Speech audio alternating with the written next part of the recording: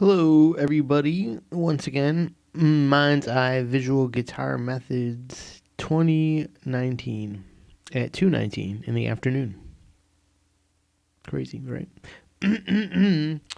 um, yeah. So here we are at about 20 minutes after 2 p.m. going live, answering questions that you might have. As the title to this live video suggests, turning theory into music. So what's the deal here? Well, I'd like to see if anybody shows up and actually asks a question that would add some relevance to the situation here. Otherwise, I guess it's going to be a matter of um, just rambling on about the title of the video then. So yeah, I know better that, than to sit here and wait for people. Chances are I'll broadcast 25, 30, 40, 50 minutes to an hour and nobody will show up.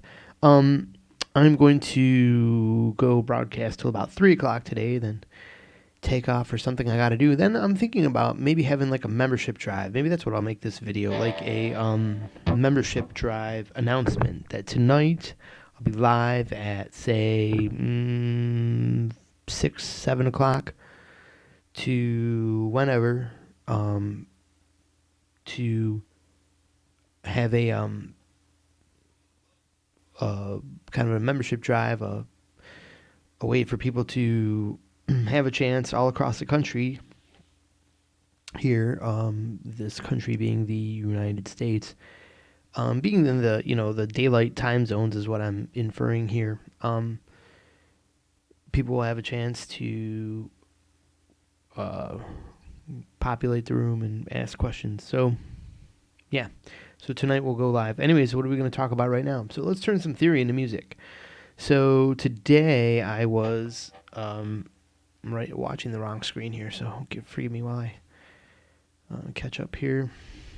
All right, so now I can see what I'm doing, and I noticed that my camera is still kind of fucked up here. It's still pulsating. Something's gone wrong. Okay, give me another second to go to my camera. Go to advanced, go to camera control, hit stop fucking focusing. And is that reasonably clear? Yeah, I guess that's all right. And apply, and okay. That's what I didn't do last time, is hit apply. Which is really annoying about this camera. I bought what is this? The Logitech 910 CE or something like that. And it's cool, but its interface is kind of beat. It just doesn't have a great camera control. It seems kind of like, I don't know. Doesn't seems like it was ready for the next upgrade where you'll buy the next better camera. But anyways, I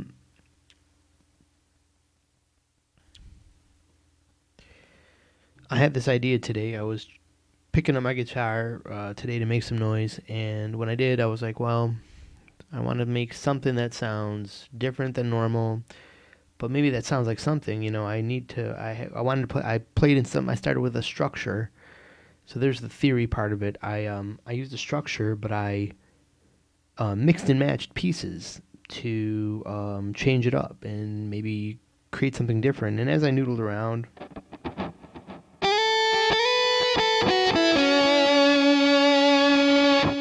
I played a shape that I know has a structure, can be explained into a framework that we're not going to talk about right now, but it was these notes right here.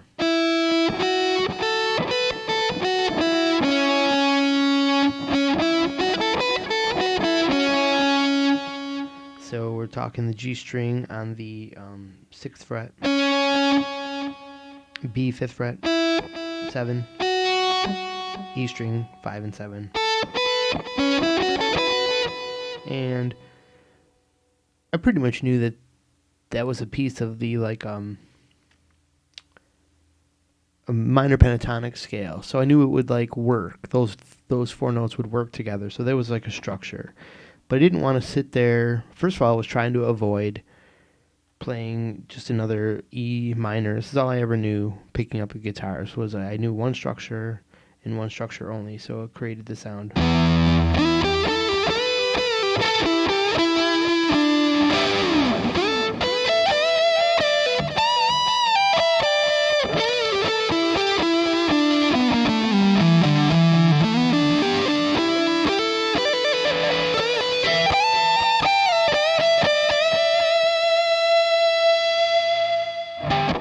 So I could pick up the guitar and always noodle around in E minor pentatonic, but there's only so much you can do with that before it's like, oh, great sound. What else can you play? And there wasn't nothing else I could play. So not wanting to go there, but not really knowing what to play or anything and wanting something kind of new sounding, I played that, and knowing that pentatonic does work, I played the structure in a different place on the fretboard, thinking that I might still go back to that low E note because I want to ring a low note out to kind of give it a reference point. See, like let me start here and say that when you play a riff of notes, even if they work, I guess the first thing you'll get is that they work together. They kind of have a sound that you like that day, because anything can really work together.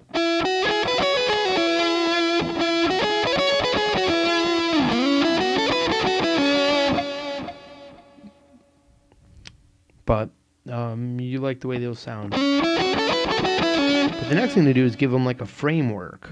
That's like buying a can of paint, and it's a great color paint, but you want to put it on like a house. And then you have a great looking structure. So you want to give that like a little framework. So you want to play some low notes to give it something to be compared to in your brain. Will say, hey, that was cool, or that was not cool. So for example, we could play like this low note.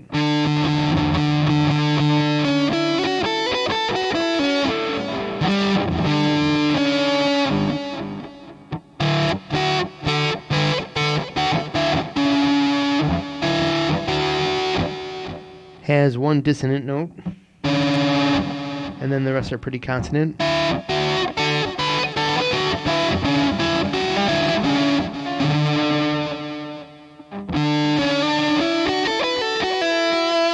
Playing a flat seventh, or I'm sorry, a regular seventh.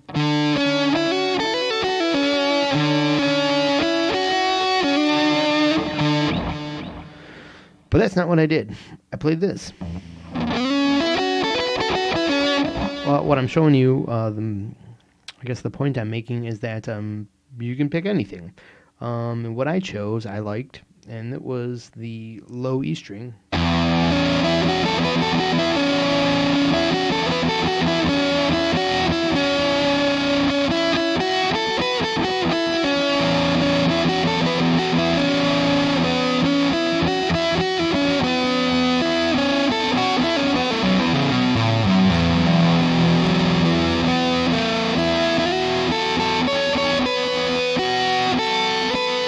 I like all those notes. I think they're cool, and they're sounding more majestic than the more darker, sadder, I guess, E minor pentatonic. So I'm thinking, cool. Now, what the hell did I just play? Why does a pentatonic shape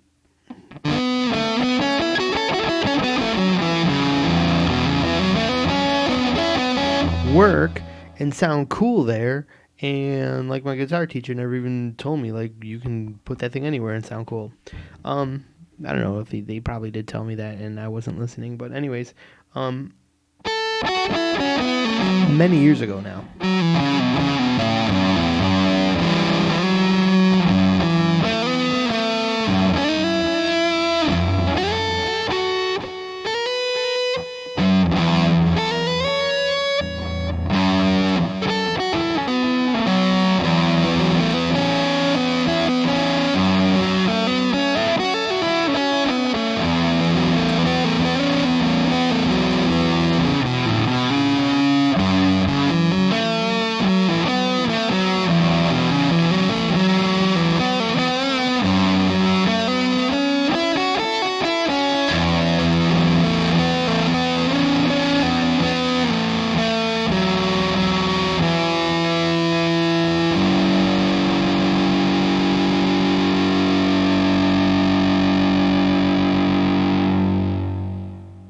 ending with a weird dissonance there. I got a little lost playing guitar there on my video.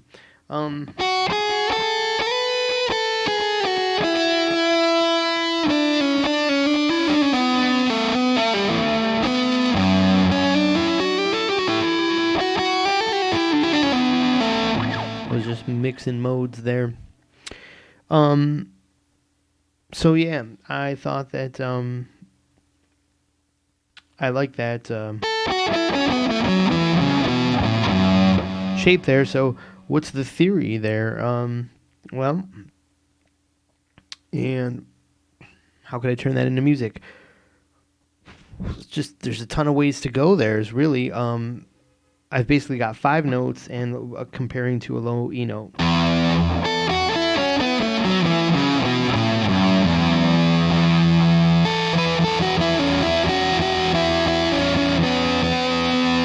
Now, what I know about pentatonics is, or drawing from my very early understanding, the first basic thing I knew was that if you play this note of the scale,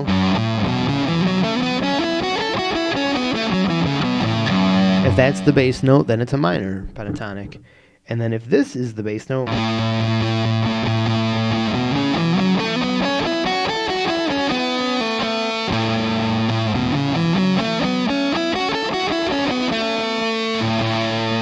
and that's a major pentatonic.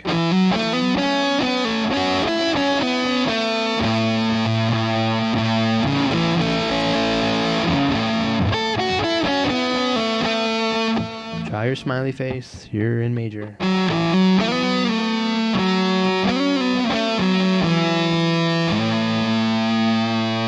And then sad face.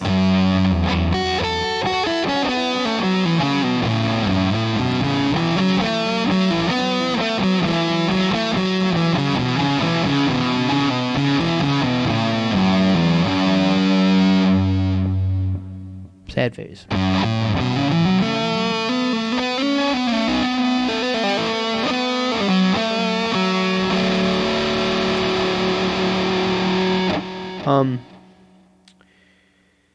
So then what is it when you're playing that low E note?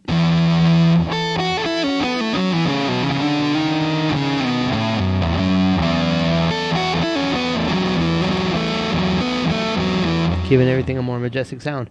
Well, there's a couple ways you can think of that. You can start thinking modally. And let's say that, for example, in our first guess there, our first exploration or first analysis is what I'm looking for, that we determined that this was minor. I'm sorry, my finger's off the screen here. So earlier, at least you heard it when I was saying this note here, the F sharp or the A. We're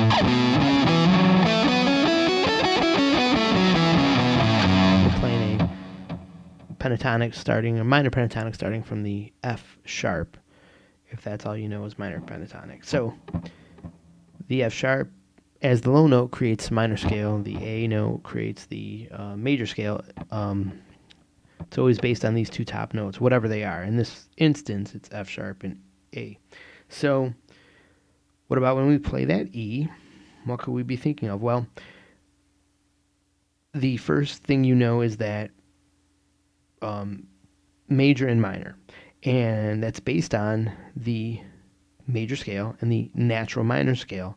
And to make it a little clearer, let's actually call major natural major, because just the same way natural minor is sandwiched in between two lighter and darker minor modes, major is a major mode that is sandwiched in between two lighter and darker modes, sounding like emotionally lighter and emotionally darker. So in that sense, then we have natural major and natural minor. And so then what would that, if we were inferring those scales. Even though we're not playing the notes that would definitely pin us there, in a general sense, people are going to hear a pentatonic as major or minor. I guess depending on the chords that you set up, but without any other accompaniment, you would probably be inclined to think natural major, natural minor. So if we go down one note in the scale, which is down a whole step, so down 2 frets or 2 actual notes, but we go down to the next note down in the scale before the F sharp would be the E, and the when you think about natural minor and natural major, major is the 1, so what's this note before the 1? You have this note, and the 1, so you have the 6, the 7, and the 1. So this is the 6. The 6 is also associated with natural minor. In the lesson before this, I wrote out a handy-dandy chart that you can use to always know what we're talking about when you hear all that stuff being talked about. I think it is right here. Here it is again. Let's pause the video and copy all this down. You basically write, you're using 12 squares to represent the 12 notes that there are. So starting with C, write C, D, E, F, G, A, B, C, as you see here, and darken out the inside notes. Use 2 frets to create like a piano keyboard, so you can see how it relates to a piano keyboard. That's very helpful. Then you make it say do, re, mi, fa, sol, la, ti, do, because that's the white keys that you've singled out here is a major scale. A major scale is do, re, mi, fa, sol, la, ti, do. And even though it doesn't seem like anything to know, it just helps create a solid foundation to know. And you have to know that all music that you hear, a good chunk of it that's not jazz or on an obscure playlist is probably based in a major scale. Going on from there, I mean, it's that crazy that this scale of notes creates so many thousands of different pieces of music. It's just amazing. And that's the magic of music. So, many thousands more to be created, by the way. That's up to you to get through this stuff. So there's your incentive to keep on learning here. In this one, you write down all your scale degrees. So you know that when you're talking about the second note away from the first note, it's the 2. If you're 3 notes away from your first note, it's the 3rd. And if you're 4 notes away, it's the 4th. But if you go in between that note, for whatever reason, you're at the flat 5th, and then the 5th is in your scale, and there's always a 6th, and then a 7th, and what's in between the 6th and the 7th? A flat 7th. So you can see how it goes. It goes flat 2, 2, flat 3, 3. The 4 is all alone. Then it goes flat 5, 5. There's a sharp 5th. 6 is all alone. Flat 7, 7. You'll get used to after a while that there's there's a group of 2. There's a group of 2. And there's a group of 2. And then everything else has got its own little weirdness here. It's basically in the center here. You've got the 4 and the 6 surrounding this group of 3 5s. It's not too hard to get used to that after a while. And you'll know each and every one of these has a sound to it. That's why you name these as they are, because, using your 4th definitely has its place in music. A thirds, both of these together have their own separate places in music. We're talking the biggest distinction between happy and sad is going to be this. This is like your master code right here. This is always going to be, in scale degrees or in what kind of sound you want to make. You're going to be thinking right here. If you make a mistake, you're going to be thinking about making a small jump. Anyways, lots to talk about there, but we got to move on. In this one, I've just singled out the same information here, that the scale is root 2, 3, 4, 5, 6, and 7. And that corresponds with some chords, major, minor. And you do that all here. So when I talk about the 6 and the root, so you're talking about, let's say we have this is the root note right here, A, in our example here. this is interchangeable here. So in our example, we're not in the key of C, so we're just going to say that we're saying this is the root note. And we're going down 1, 2, 3. 1, 2, 3, 6. There's the 6. So we're 1 or root, which is your 1, wherever we're starting. Or root, if we went down here, it would be the same as going down here. It would be 7, flat 7, 6. Okay, so there's the 6. Sort of dealing with natural minor and natural major. A Aeolian, and that's the minor, and that's 6 is always considered the natural minor. Okay, so moving on. And you have to disregard this in this instance because we're not in that key. So you can put anything there.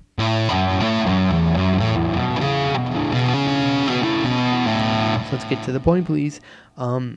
Here we're ringing out the low E, so that's one whole step below that F sharp note that we're in our key would be F sharp. So we're down 1, and that's the E. We're on the 5. So see, we don't even need to really worry about that this has the wrong notes in it because we can get all the information still. It's our 5, and our 5 is M, Mixolydian. So cool. So what we're doing then, therefore, is that's why it sounded kind of majestic and cool and interesting and different.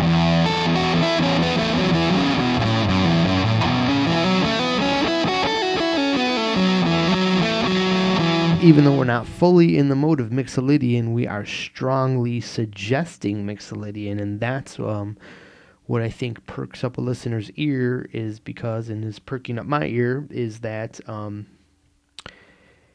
it's got a structure. There's some suggestion there, and there's some place I can go with this music. It's almost begging me to plug in the extra notes to make it Mixolydian, so here they are. I'll work them into the solo, see if you can spot them. I'm gonna try to get my fingers on camera here.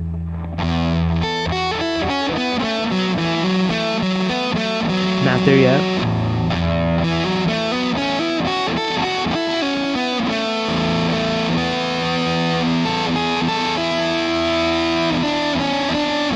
Did you hear them?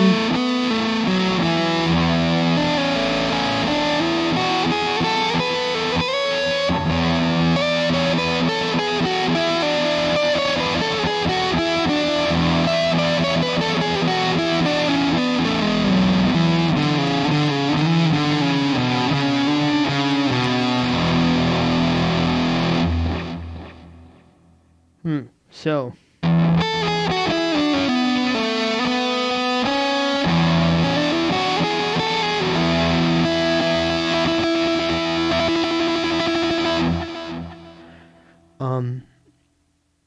yeah, that's suggesting you have that structure lends itself to that. Now, however, that's not even the only place you could go with that. It's as easy as just plugging in a different series of notes. In my pentatonic scale, I was at 5 notes. All I needed to plug in was 2 more notes to get to 7 notes, which would equal a major scale, which would be that Mixolydian plugin. I just needed to plug in the gut notes into the pentatonic. You can see all what I'm talking about in all my other videos.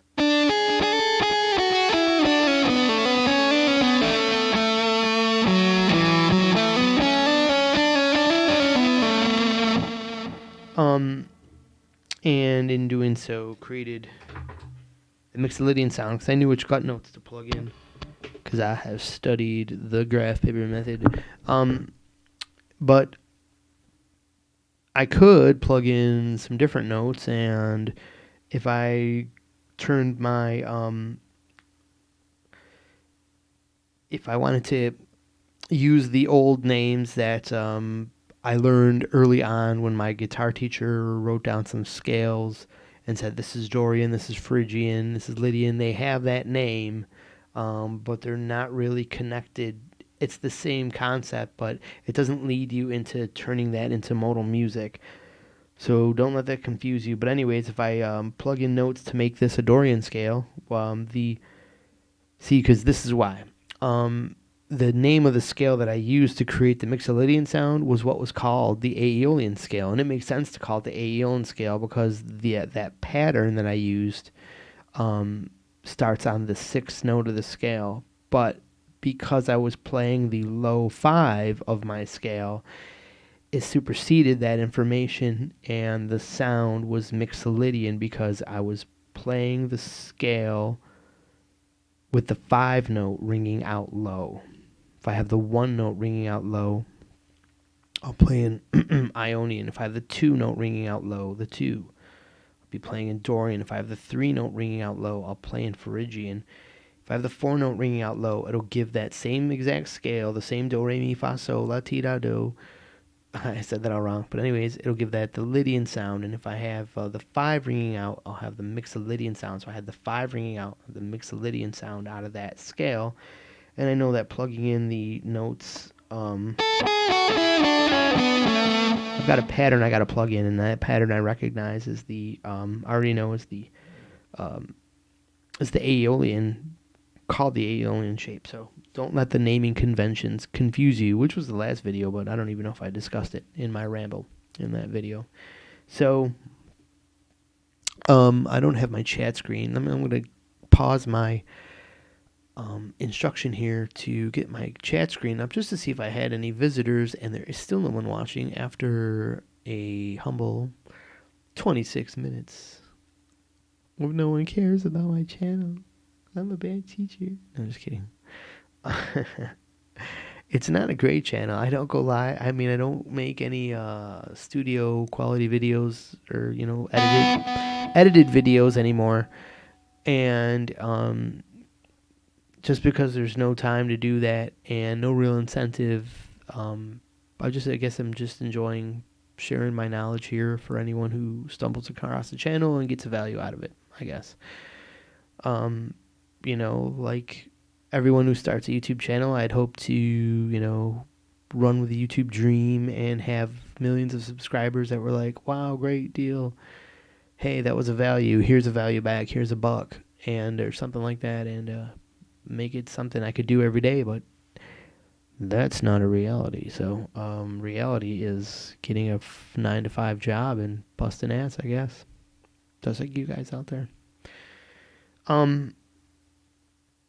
And, it's not like when you make these videos, if you sit in a studio all day and you actually produce this stuff and rack your brain around these programs and everything you have to do to get through them, it's not like you're not working hard doing that. That's a job. It's just what you choose to do, but I guess I couldn't take that turn into that industry without your support, is what I'm saying, first, versus trying to make an investment on negative cash flow, which is what I have now. Every dollar is going to bills just to get enough money so I can perhaps move from New York to Florida, if that's something you wanted to know on this lesson. Parents live in Florida, and they've always been asking me to go down there, and this past winter was just, may have been the last winter. There's a lot I love about New York, and it doesn't mean I can't ever come back. So I'm strongly considering a temporary move into the South Florida area for just a complete change of life and see what happens. Why not? I can still do this channel from there. So that might be something coming up in the future. Anyways, and I desperately need to, fund that and get everything paid off and paid up. So that means buckling down for a year and just working, scrambling at the first thing that I can get my hands on. And even speaking of that, the only reason I'm going live today is because I have a day off for no reason at all, other than there was just simply no work. There's a big job coming up. We're going to be busting ass for 6 weeks on some huge build, and and it's just a nightmare. Anyways, back to music talk here. The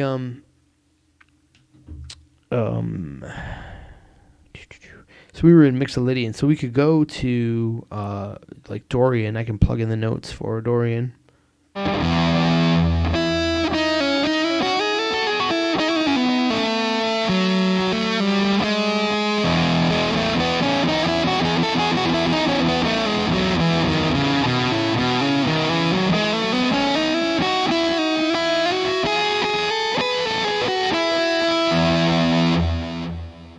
those create the major scale, because while the consideration of the name Dorian is considering that scale pattern starts from these two note, the actual one note is ringing out the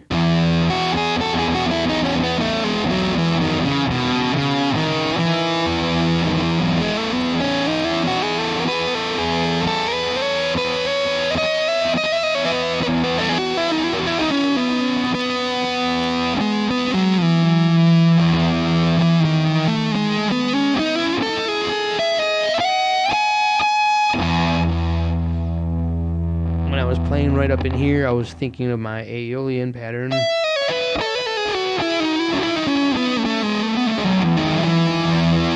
Even though I'm still playing in the key or the whatever that note is suggesting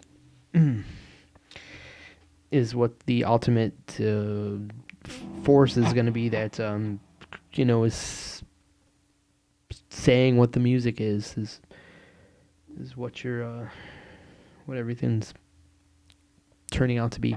Anyways, finally I could plug in the into that pentatonic shape, 2 gut notes at the G string, or on the third of the G, no G string. I'm thinking of the G chord. The third note of the B string and the third note of the E string.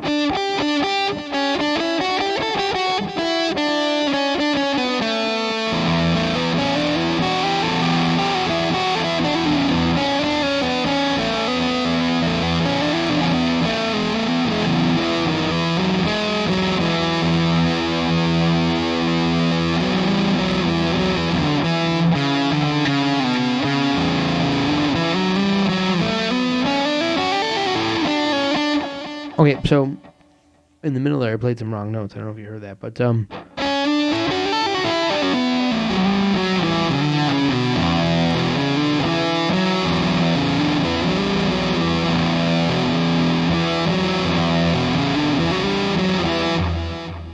was thinking of a cool kind of riff right there. That would be playing in Dorian.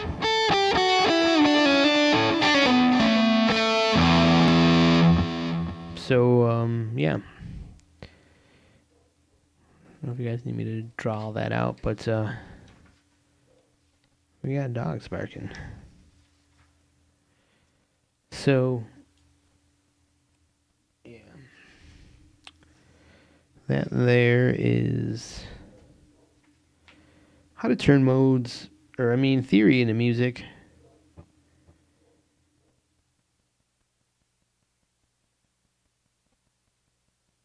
Once you know some scale shapes and stuff, and how the naming conventions work, that just kind of indicate things for you and don't necessarily kind of as like placeholders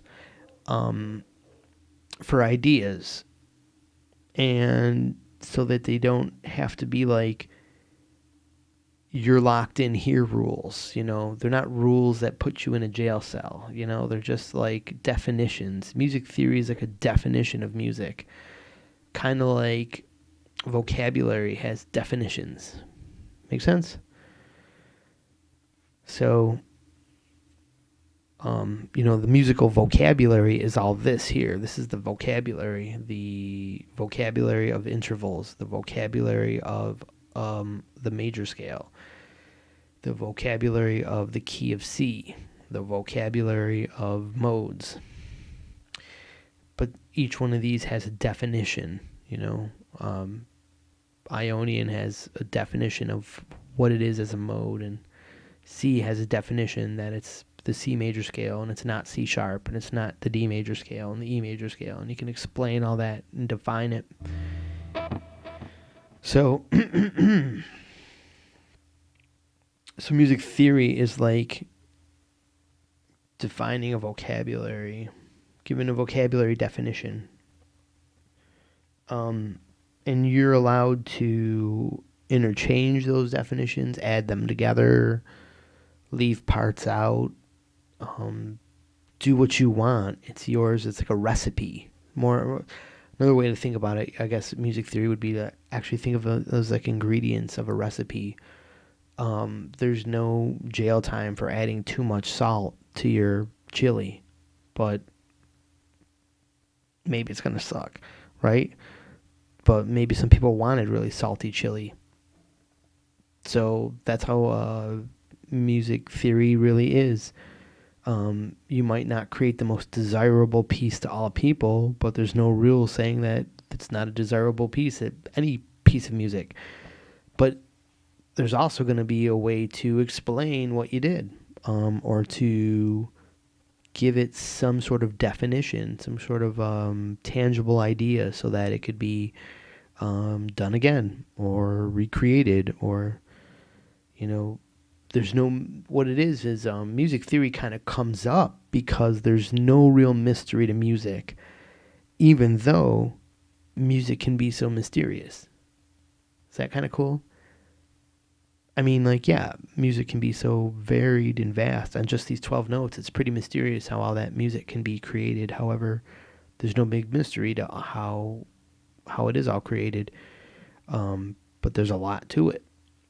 And more than most people want to absorb, especially when it comes to, making full-on produced music. There's the whole production aspect. There's the formulas of popular music and what to do with those formulas, and do you want to stay in a formula? Do you want to mix up formulas and try something new? Do you want to avoid being in any formula, if that's even possible?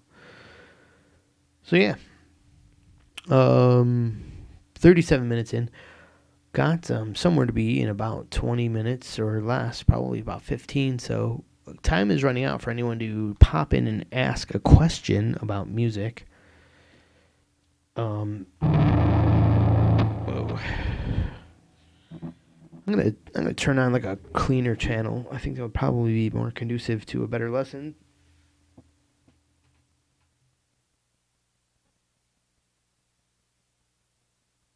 Okay, that was kind of cool because as I went over to my clean channel, I passed by the bass channel, and I thought, you know what, that would be kind of neat. This is something I never really talk about, is bass guitar and how this mind's eye juju method can get you into bass guitar, can help you understand the bass, be an ace of bass. So with a bass guitar, I'm going to draw some really gnarly lines.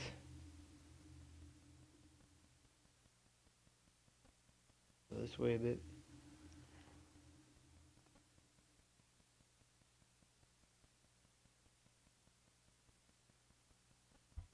So basically, it's like a guitar fretboard with the bottom two strings chopped off.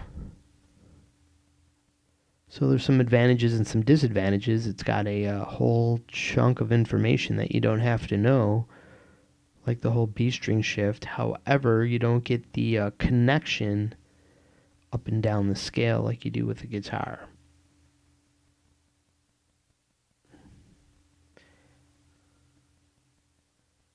So let's say you wanted to make F sharp your root note on a major scale. That would be, try to get a green pencil here. Well, you guys know the square, the method, or the kind of rules of the square box. So where would we put that to create F sharp as a root? And let's see, Jim in the comments. No, Tom. No, Fred. You got it right. Very good, Fred. Yeah, there's no one in the comments. Yeah, as you know, it's always the corner box here.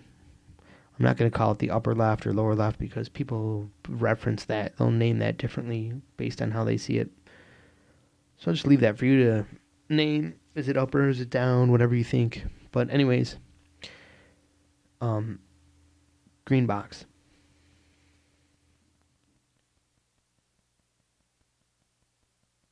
And what do we got there? So basically the next two notes of the scale occur here and here. There and there. Just to make things clear, we'll put a dot in wherever there's a note. So pretty cool, right? But then what's next? Well, here's where we have to know we can know a couple rules. First of all, from the green, it's always 1, 2, 3 whole steps, and then there will always be a half step. It's the same as the 3 white keys on the piano, the C, the D, and the E. E is always next to F, so the root is always 1, 2, 3. Then there's 1, 2, 3, 4 whole steps, and then back to this.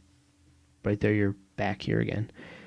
And that's a little magic of the major scale. That's really the key pattern. If you were like, think about this. When you put your key in a door to unlock your door in your house, you don't really care about the pattern. You just care that the key works. So the key works and you're gone. You never really look at the pattern. So it's kind of like the same thing here. No one ever really looks at the pattern and sees the value of knowing the pattern in the major scale is 3, 4. 3, 4, 3, 4, 3, 4. That means 3 whole steps are butted up to 4 whole steps, or butted up to 3 whole steps, or butted up to 4. And it's the repeating 3 steps. Once you get to the 4 whole steps, you've gone 12 notes, and you're back to the 3 whole steps, and the same 3 whole steps, and the same 4 whole steps. So there's only a 3 and a 4 to any major scale. And it actually then up a string, it makes it really easy to find the key of a song and be able to play in a scale on one string at any given time. Maybe that's what we'll talk about next. One string, learning the key of a song in one string. So let's see here. If we were well, here's what we do know. That we're now in the bottom half of our major 4 square box. So that goes here. We know our next rule of the box is that it always connects at the corner. So we've got another box here. Which one is the root? It will never change. Well, that's the parent. It's not necessarily the root of our chord of the moment or the actual song, but it's the parent. It's the do of this do, re, mi, fa, sol, la, ti, do pattern. This is a do, re, mi, fa, sol, la, ti, do pattern, and that is the do. And it will always be the do. Do does not have to be the root of your song or of your chord, but it will be present in that structure. Many times it will be in the song, if not the root, but not always. So once you do this, and you're back over here, and you've got so we got 1, 2, 3, and 4. And 4 should link you up into the box. And that would be the same exact box. You're now at this point on the octave. So this should be E, A, D, G, B. So this should be the E note. So let's check. Okay, we got E. And we got E. If all one is planned, we should be where we need to be. So we got E, F, G, A, B, C, D, bam, E. See how that worked? And so now, there's a bass guitar using the 4 square box method. And that might be how your favorite bassist gets around the neck. So now we're back to a repeat. So as you can see here, once again, you've got the 2 rows, just like the major scale is made up of a 3 and a 4. It also manifests itself on the guitar fretboard as a row of square boxes that are different, spaced differently. Like, for example, you've got the easy group of strings, the outside and inside box, the E and the A and the D and the G. And then here you've got a broken on each outer string set and 1 full box in the middle. And since there's no string shift on the bass, you can really see the pattern very easily on the bass guitar. And as a rule of the square, there's always 2 notes in front, 2 notes behind. So in short order, you've got all your other notes. Pretty easy peasy, and just fill in the blank there. And there you go. Your whole major scale on a bass guitar with graph paper method. Pretty easy. So let's say you heard a song and it was in, let's say, B Lydian. Blidian, right? Blidian. That would be right here, because here's our root, F sharp, G sharp, A sharp, and B, and we know Lydian is on the 4, so there's the 1, 2, the 3, and the 4. So 4 is on that B note. So we would have B Lydian, like this scale. Even though it's a F sharp major scale, it could be used as B Lydian as long as this note was the bass line, and perhaps even the chord with the maybe this note being played, especially in the melody line or something by the bassist or something like that, to really emphasize the Lydian tritone kind of thing there. Then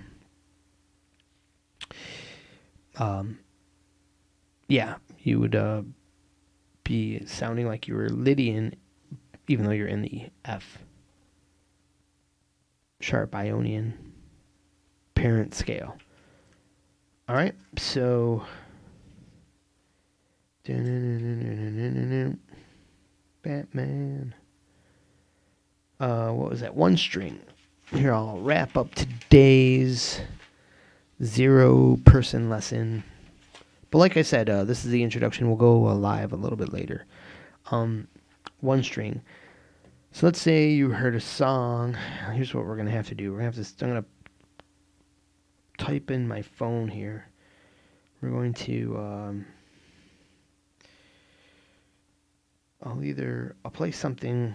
Here's the thing with playing music on these videos. They can get flagged by YouTube, and that's no good. You don't want that to happen.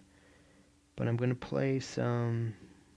I thought I had a radio.com app on here, and that I could play songs from the radio station. All right. What I'm going to try to do is see what the rock radio station is playing. Chances are they're playing fucking commercials, right? But if they're not, if they're playing an actual song, I'm going to show you how easy it is to take any song, any random song, and figure out what key it's in. Oh, easy. Fucking easy.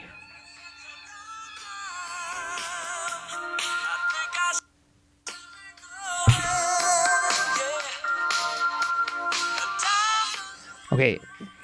Do you know that song? I'm going to try to figure out the...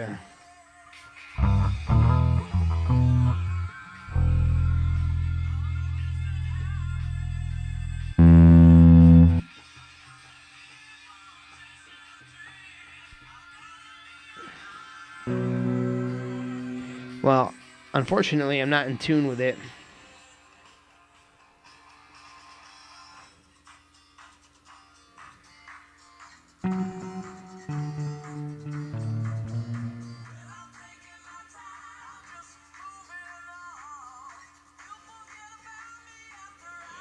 Alright, I'm trying to pause this shit.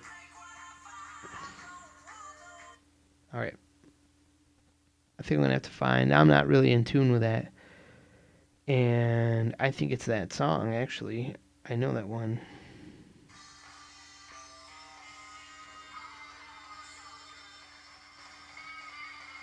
All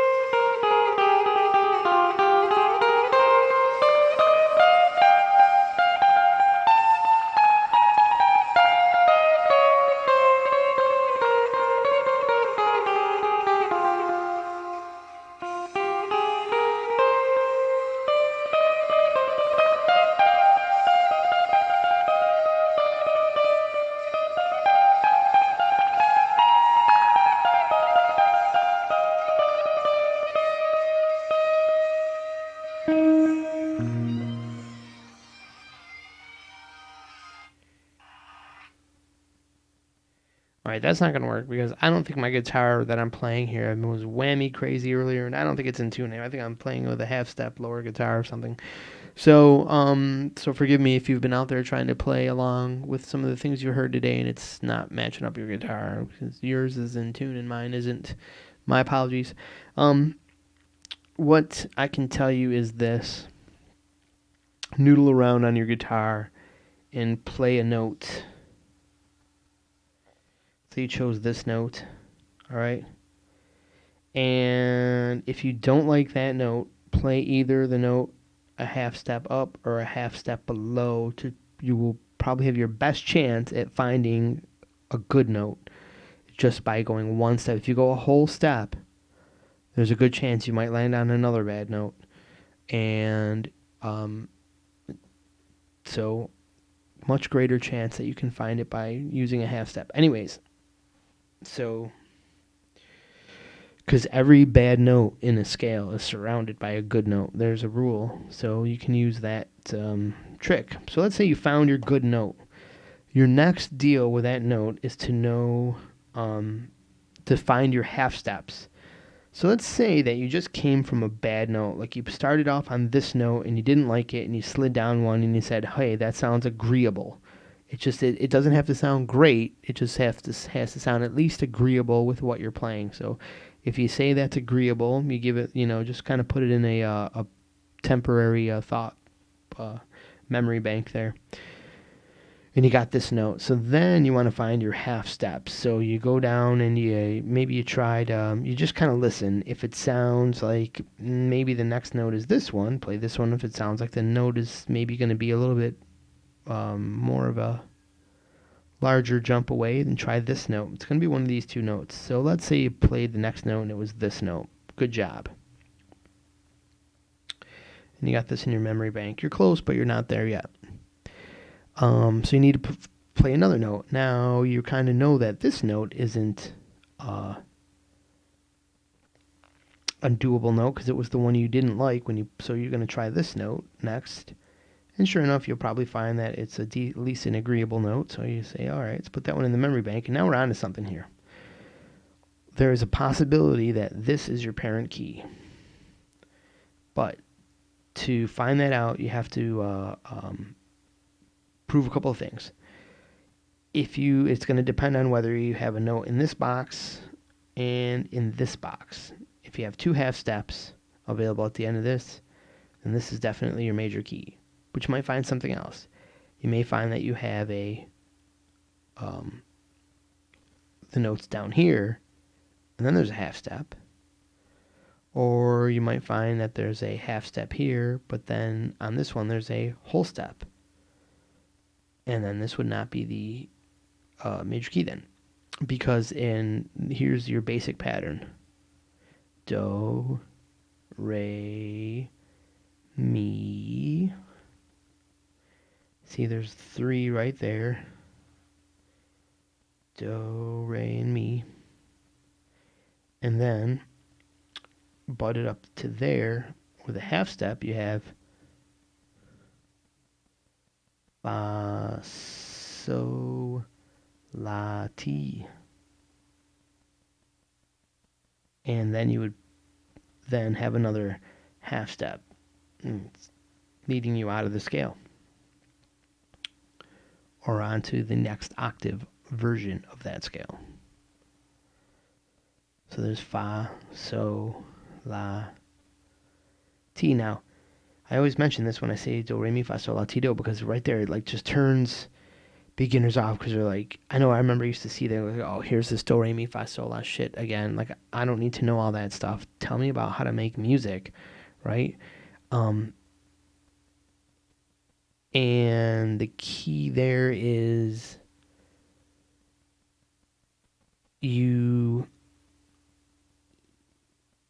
it sounds so basic, it just harkens back to what you learned in grade school. So you're like, you think that do, re, mi, fa, sol, la, ti, do is like, not telling you about music, but it's just a way to parse these ideas and to make them stick in your mind. Anyways, we've got a 1, 2, 3. Notice, like, this is gonna help it jump out at you that there's a 1, 2, 3 butted up to a 1, 2, 3, 4. Now you need to know is where these half steps are, and then you found your 1, 2, 3. Your half steps surround your 1, 2, 3, and they surround your 1, 2, 3, 4. So whenever you find a group of whole steps, you could be in. This now narrows you down to 3 possible positions. This is either the do, re, mi, or it's the fa, sol, la, or you're in sol, la, ti. Make sense? So that's what we can do with that. We can give you some explanations there. We're either in the 1, 2, 3, or we're in the 4, 5, 6, or we're in the 6, or 5, 6, 7. To speak about it in terms of intervals. So what did you find in your imaginary song? If you found there was a note here and a note there, that you have 2 half steps that sound good on each side of this, then you just found your do. There would be your green note there, your root note. So where's my green? Where's the Lamborghini?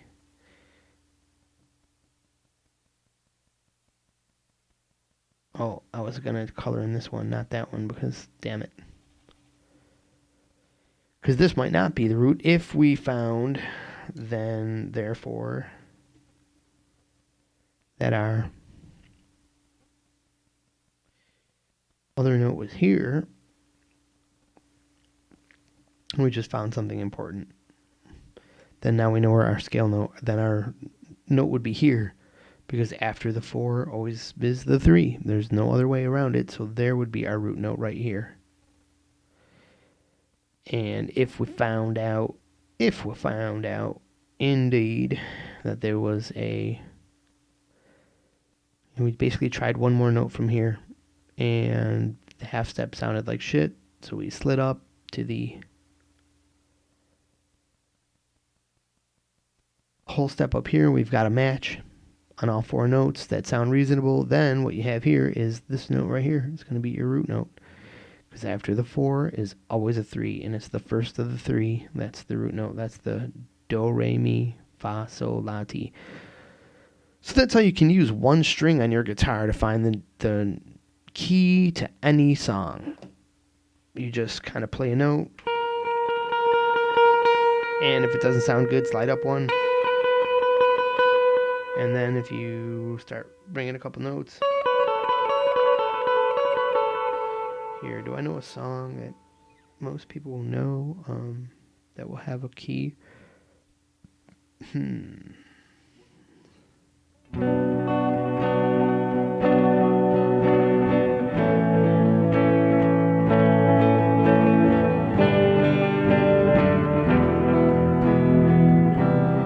Oops. Damn.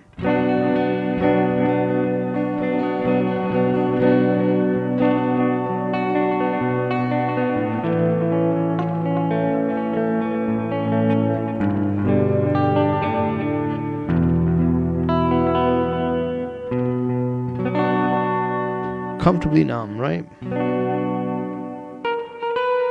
Hear that? I played a note and I didn't like it.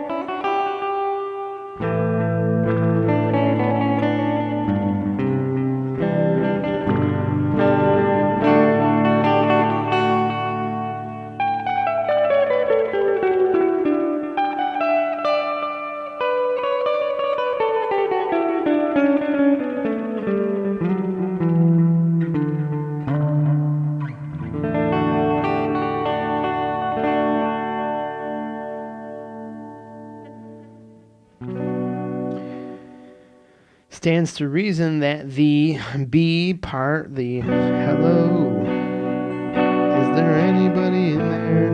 Not if you can hear me. B is the 6 of D. So you're basically, that's got a very Aeolian sound to it. Hello, is there anybody in there? Just not if you can hear me. Is there anyone at home? Come on now. I hear you're feeling down. Well, I can ease your pain, get you on your feet again. Now we're back to the 1, and then the 4. Did I get that right? I'm such a... Oh. Right.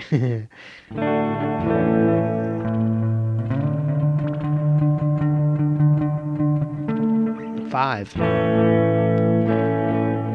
And play the 1, then to the 5. Now I'm at something that's out of key. I think that I am back in C major, but I don't know, 'cause I'm a jerk. And I need a job where I can work. I can't write a song. Anyways, so at least we know the riff part, especially where they that's what they jam over at the second lead, is B Aeolian minor. And then what's the oh, right there. I thought so. Okay, because that's what I was playing earlier.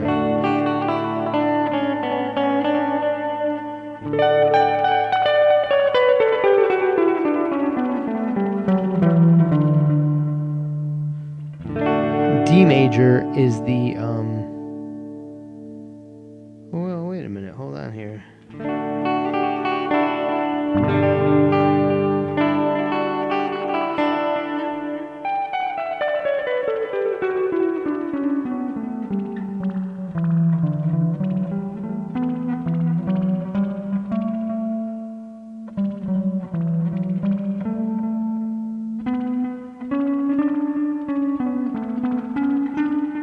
Okay, I got it. So then they can transition to that D, and the D and the A sound still in the key of D. But when they go to G and C, they're not in that key anymore.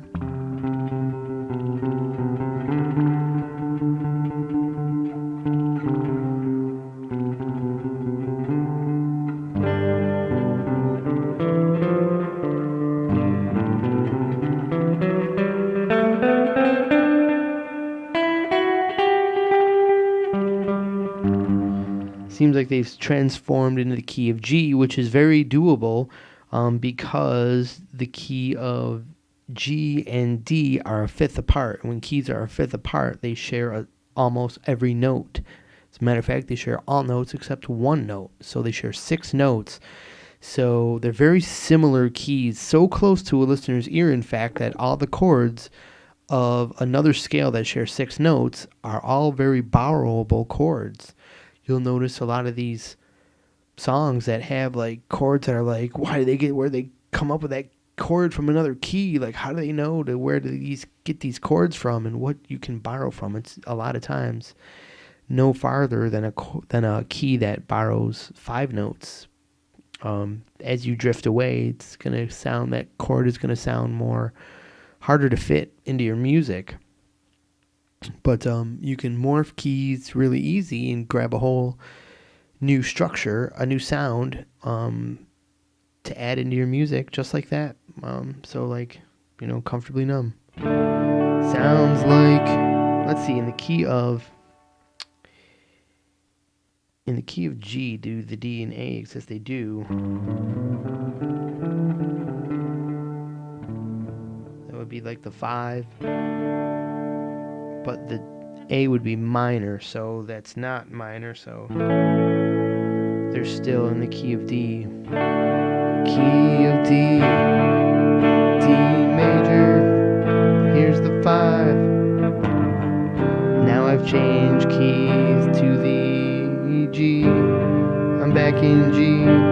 It's working really good, 'cause it shares 6 notes with the key of D.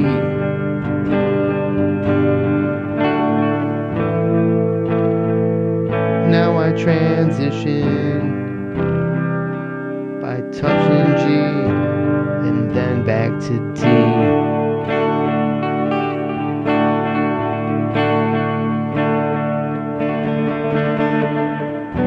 Now back to that Aeolian sound, which is within the key of D.